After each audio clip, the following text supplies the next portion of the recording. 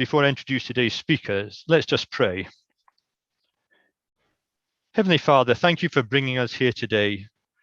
We come after a morning of thinking, doing, and general busyness. So I pray, Lord, that you would quieten our hearts and minds, that we might hear what you want to teach us. Help us, Lord, to engage with what Stewart has to say, and help us to discern nuggets of wisdom that we can employ in our own businesses. Father, we thank you for Stewart's willingness to prepare and speak to us today. So would you bless him as he speaks, bringing to mind the points that you want him to draw out. And may what he says point to you, to the glory and praise of our Lord Jesus Christ. Amen. Amen. So now it's my great pleasure to introduce our speaker, Stewart Vandermark. Stewart's a solicitor who specialises in commercial dispute resolution at Nelson's, a leading regional law firm based in Nottingham. But since 2017, he's been Nelson's CEO. And this has led him on a journey to rediscover the company's purpose, vision, values, and branding, and how staff can make a difference through their work. So his talk today will highlight some of the issues and challenges that he faced and the discoveries that he made along the way, including how good management practice is supported by the principles found in the Bible. Stewart's on the leadership team of St. Luke's Church in West Bridgford, and the link between his faith and his work will be drawn out in his talk today. So would you join me in welcoming Stewart as he speaks on finding and connecting personal faith and corporate purpose. Stewart, over to you. Thank you, Ken. I'll not sure how much wisdom I will be able to impart, but I shall see what I can do. Hopefully you can see some slides. Have you got those okay, Ken? Yeah, we've got this slide. Perhaps you can just expand the screen. Will it? There we go. Yeah, so right, there we go. We're all back in the office, and we're sort of doing this hybrid, the modern way. So we're part back, part out. So I've got out of the habit with Teams and Zoom. So back to the old-fashioned ways of face-to-face meetings. So it's very lovely to see you all, and thank you for the introduction. And as Ken has shared, it's been an interesting invitation for me to talk about personal faith and corporate purpose, and interesting, I suppose, to put the two parts of my life together or to begin to think through how they fit together. So I don't claim that I am offering you any comprehensive theology today, or I'm certainly not suggesting that if you do certain things, you guarantee success in some kind of prosperity gospel fashion, because I don't think life works like that, and it's that simple. But as Ken said in his introduction, it's been quite interesting just to reflect on my own journey of faith, particularly as a Christian in the workplace. Good to see Richard Gosberg, one of my partners, has joined us, and Richard and I have had many conversations over the years in the workplace about how to be effective Christians and how to expand that ministry. And Richard's been a mentor and an inspiration for me through the years, but also to sort of put some of that together with what I've learned in the privilege I've had to be chief exec for the last few years, and the journey that's taken me on. So you can see on this slide, these are the two places I guess I spend most of my life. On the left is Nelson's. That's our offices. We refurbished them a few years ago. If I look ghostly pale, I was very ill when we did the press release photos when we opened the offices, and I was holding on to that glass banner for dear life because I really shouldn't have been in. And Tim Hastings, I'm standing alongside. He's our chairman. He was the founder of Nelson's. Nelson's was formed in 1983. It's, just to be clear, it's not a Christian law firm. It's a law firm across the East Midlands. I joined around 2001 and joined people like Richard, who's with us, and Tim and others that had led the firm through this journey of growth and development and establishing itself as a regional heavyweight, as we've been deemed by some of the legal directories and press. Tim had really managed it through all those years. In 2018, I got the privilege to cease being a full-time practicing lawyer and take on the chief exec role. And work, as for all of us, is where I spend a lot of my time, do a lot of my thinking, mixed with lots of people of all faiths or no faiths, and obviously have to be here to serve and speak with people of all faiths and no faiths in the role that I'm in. And on the right, that's a picture of my church that I go to, myself and my family. I've got two boys, 10 and 14, and my wife. We've always been involved in church. I grew up going to church with my mum and became a Christian when I was about 11, 12. I'm very schooled in church life, And a lot of my leadership, I've reflected, I've really learned and developed about leadership in church. And I've often said, both in church and in work, I've learned more, I think, about leadership in a church context, where I got opportunities to lead and develop young, leading youth groups and leading small groups, and then get involved in more central church leadership. And I said to Ken, I'm not sure if I'm allowed to mention Bill Hybels, because I appreciate he's had a bit of a fall from grace recently, but we used to, as a church, go to his leadership conferences back in the 2000s, and I learned a tremendous amount about the principles and ideals of leadership from my church life. And a lot of my journey through my working career has been about trying to reconcile those two organizations. What does church have to say about my life in work? How does my life in work inform my church life? I think when I was younger, my thinking was probably that church life is really where it's at. And really what I do in work is an add-on extra to that, and something I do to give me the money and the resources and the ability to get involved in properly serving God's kingdom in the church. And that probably will be familiar to many of you. I was recently attended an event at Derby, something called the Derby Hub, which is a network event which took place in Derby. And I was invited to go and speak about the corporate part of this talk, the corporate journey Nelson's have been on. And I was asked some questions, including those I've got on the screen, which got me thinking, what personal mottos do I live by?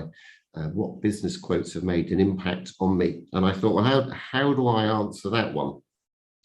My first thought was, these are some of the management books we've used and stolen from extensively at Nelson's, and that have informed my thinking and informed our collective thinking.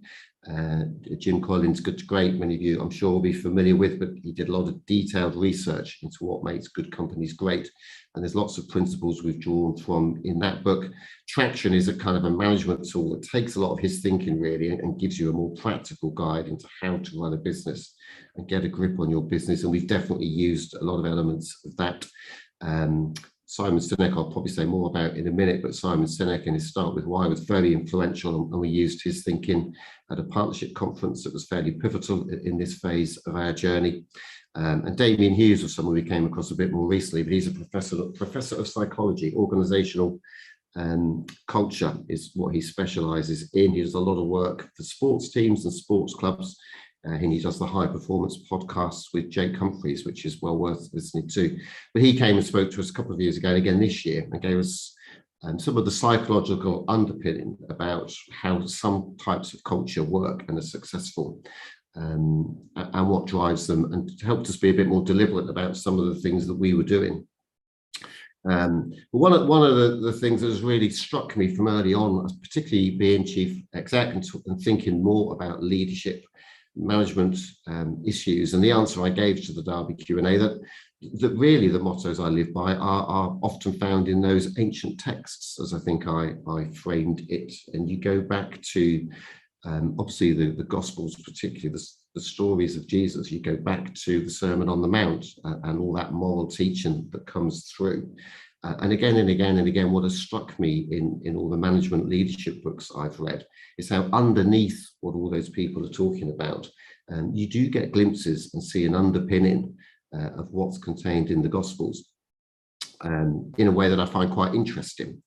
So it's become clear to me that it's not the case that you have the Bible on one side and then management theory on the other side, but that actually a lot of what the Bible teaches has found its way into a lot of the management books and the management theory about the kind of environment that allows you to get the best out of people, that allows people to feel they can make a difference to the world, and that drives and motivates everybody, whether a Christian or not. It's not exclusive to Christian thinking, and that maybe this Jesus, I suppose it's reinforced my sense that maybe this Jesus that most of us here today follow and worship was onto something with the truths that he shared all those years ago, as we see them applied in a different context.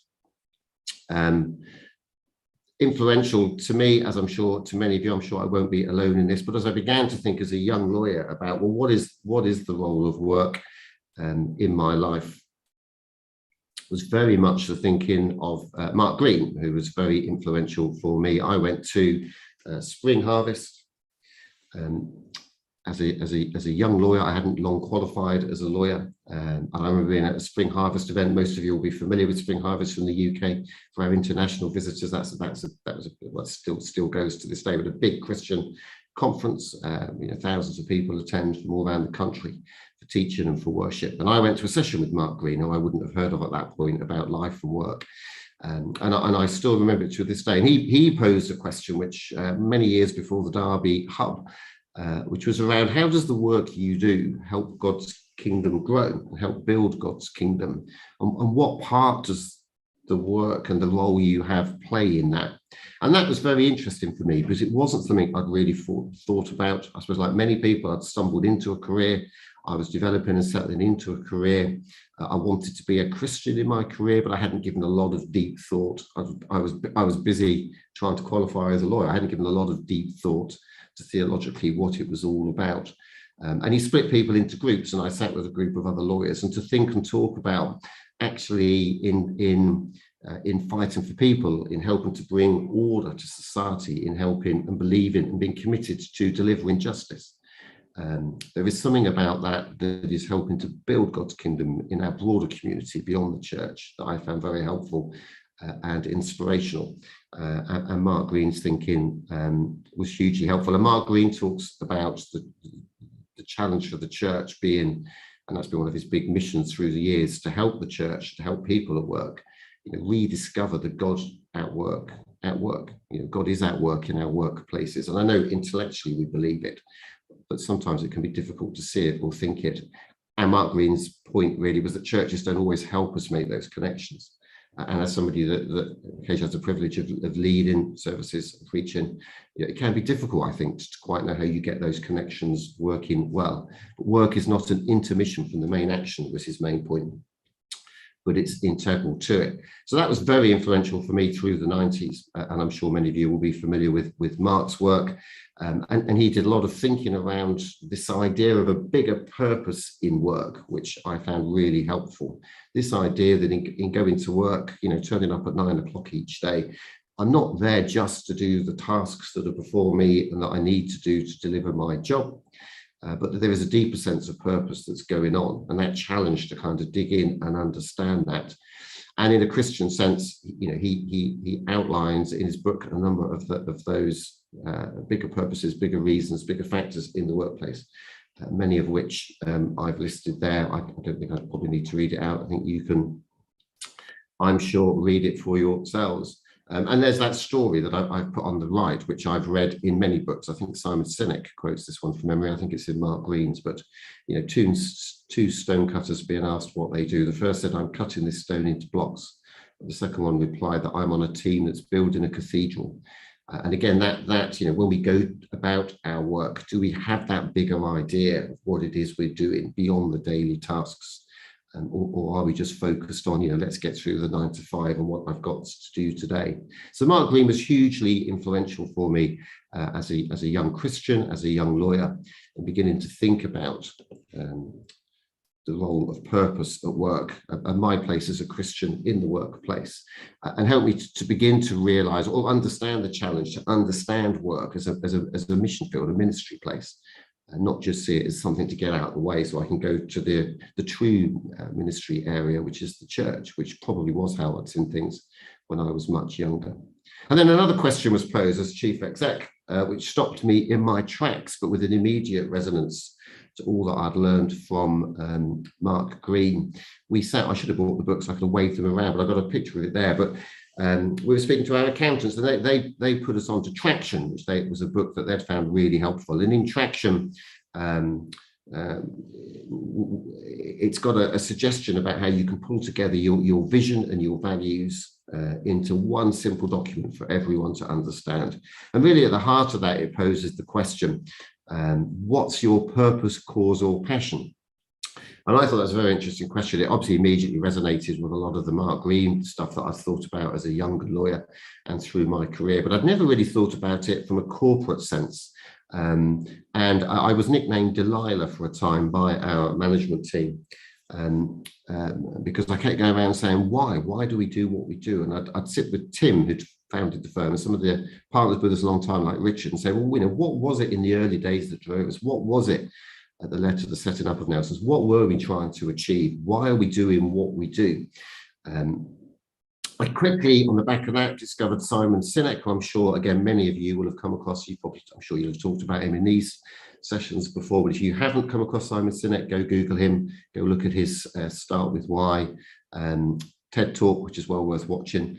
And that began to unpack, from a management point of view, a lot of what Mark Green was really talking about, that there is a deeper sense to doing what we do. And his whole theory is that the great companies understand what they do and why they do it.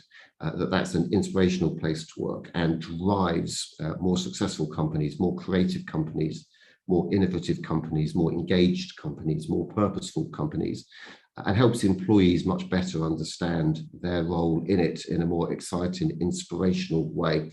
I read in the Times Leader this morning that a reflection that, Boris didn't understand modern companies in the UK in his speech yesterday, because companies aren't just about the bottom line, but they're about a deeper sense of purpose. And it's become, I think, very common over the last 3, 4, 5 years to hear people talk about, in the company context, what is the purpose for this company? So we played that TED Talk to all of our partners at a fairly pivotal conference we held in 2018.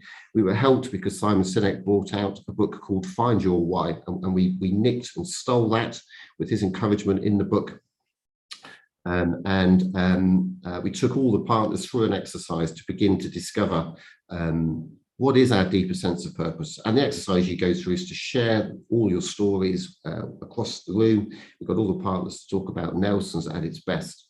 And from that, we try to identify and understand, is there a deeper sense of purpose that connects those stories? And we distilled it all down, and we came up with this, pushing boundaries to empower. We felt that encapsulated something that was the heart of the Nelson story, at the heart of the DNA. It was what Tim and people like Richard that joined in the years that followed helped embed in Nelson's. And around that, we built a new set of values. We added to that some clear behaviours for everybody that drive that sense of purpose. And it helped us really reframe the whole firm. And we gave everybody a booklet. I held it up before, but in there's other elements around our marketing strategy, our 3-year plan, our 10-year plan, to be very clear with everybody about the kind of firm we wanted to be, not just in financial terms, although that's important and included, but also in terms of the kind of culture we wanted to create. And on the back of that, we've been on a really exciting journey. I think most people would say that the last 3, 4 years has been really good. For me, it was about digging into the history of Nelson's, not creating a new firm, but polishing off what was there and bringing it to life in fresh ways. We've seen through the surveys, increased sense of engagement across the workforce, increased sense of positivity and confidence through the workforce. We created a new brand, which is all around that purpose statement. We gave that to our brand consultants and said we want a new brand that embodies it. And we developed this orange that you can see. We wanted to invest in the premises. We wanted premises that reflect it. You can see our bar area and our pool table and that Empower You wall behind it, and over to the side you can't see in the picture, but we've got different places people can sit and work and talk as part of our building to help employees feel empowered in how they go about their work. And we have seen that come back through increased productivity, increased growth, increased turnover. We've won lots of awards. So we've had a really exciting few years all around this idea of finding our purpose. So just in terms of bringing things together a little bit, just my final sort of few thoughts before I finish, because I appreciate my time is rapidly running out, if not out already. So a few random thoughts about the kingdom. This is not meant to be a considered whole theology, but doing this talk, and at the back of my mind is always that sense of, well, what is going on here? I'm reading all these management books that reflect so much of how I've tried to live my life as a Christian in the workplace. What's going on? What is the role of us as Christians in the workplace? And here's a few verses that just came to mind as I was reflecting on this, a random thought. The light on the hill. There's something about, isn't there, the good deeds that shine is what Jesus says. I wonder when I read Jim Collins' book or read Simon Sinek's stuff, I don't know whether they're people of faith or not.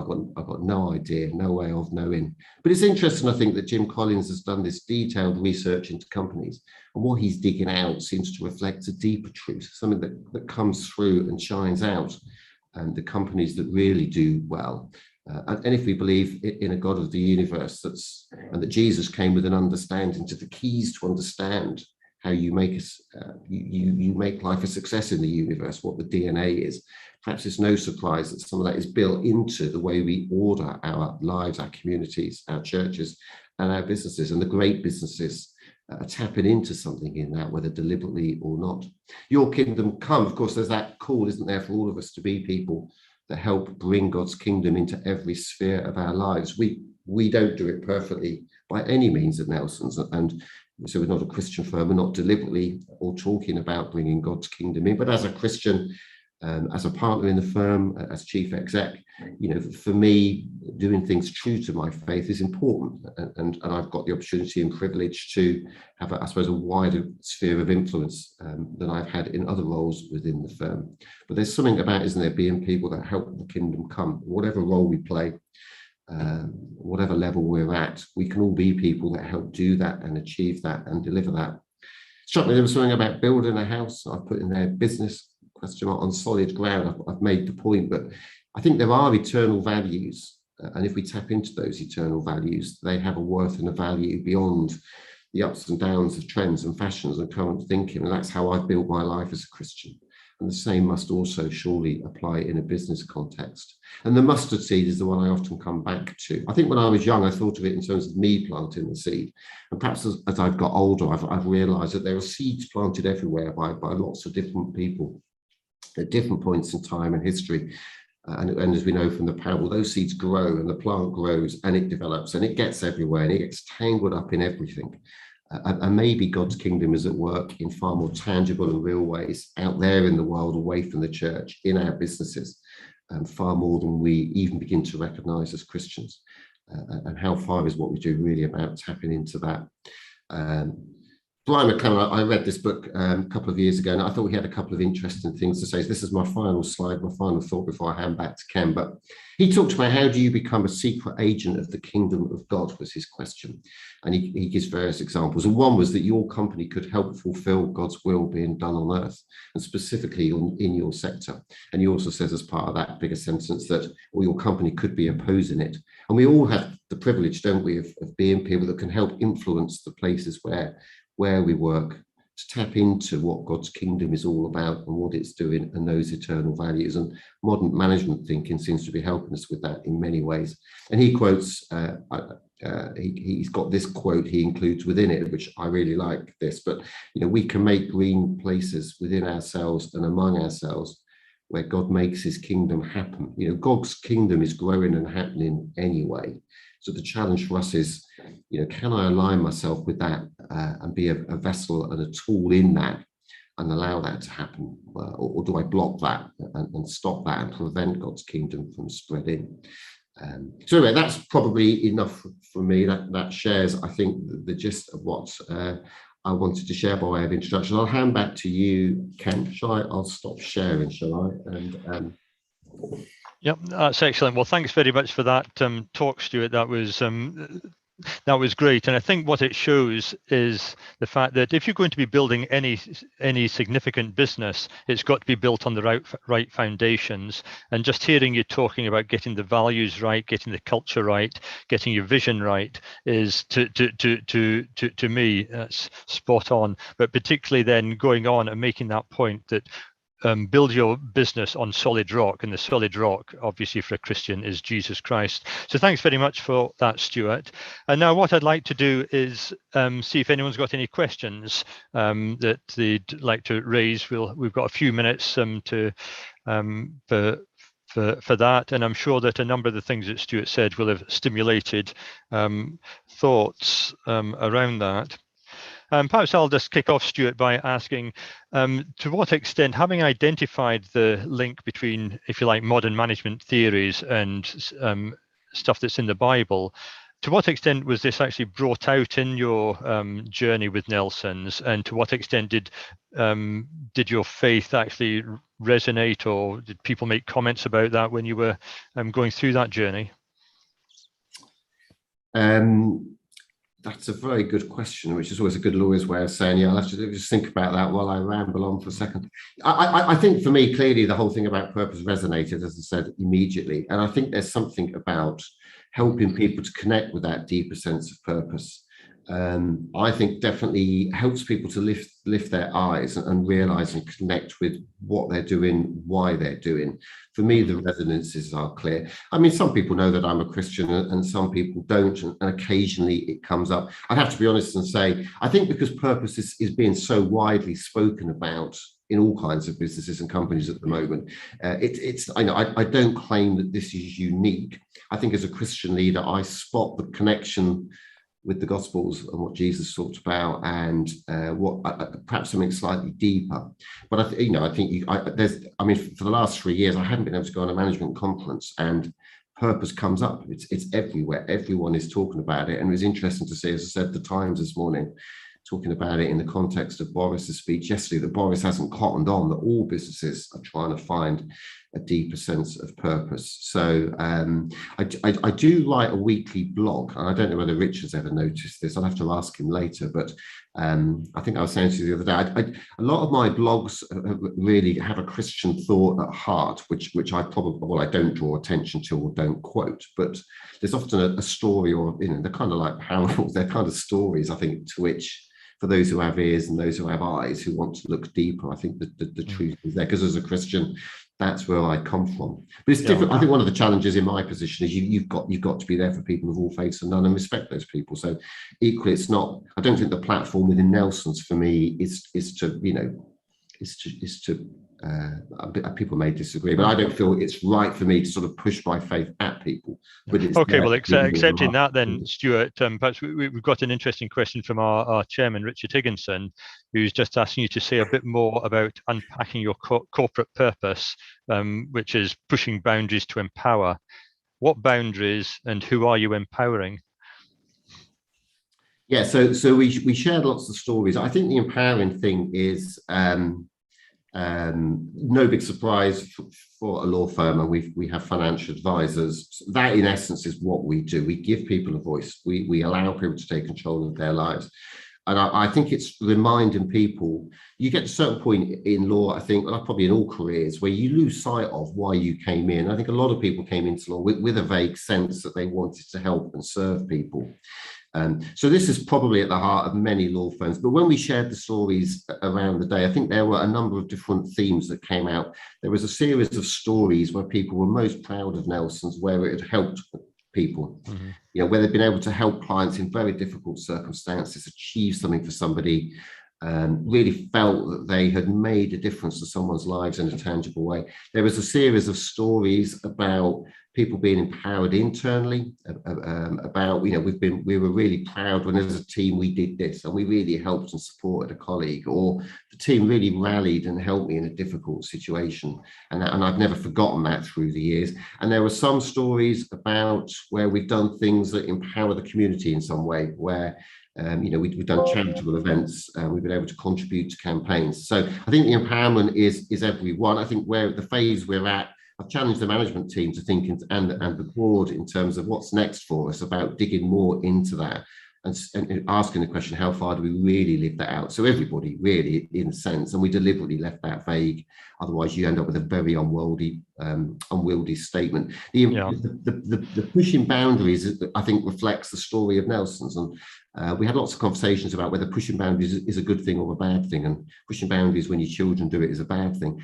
But I think there was a sense of, Richard will recognise this because he was here from the early days. When I moved to Nottingham, I didn't come to Nelson's. I was in a different law firm, and Nelson's was a bit of an upstart. It was a young upstart law firm that was not doing things the way a lot of law firms did things.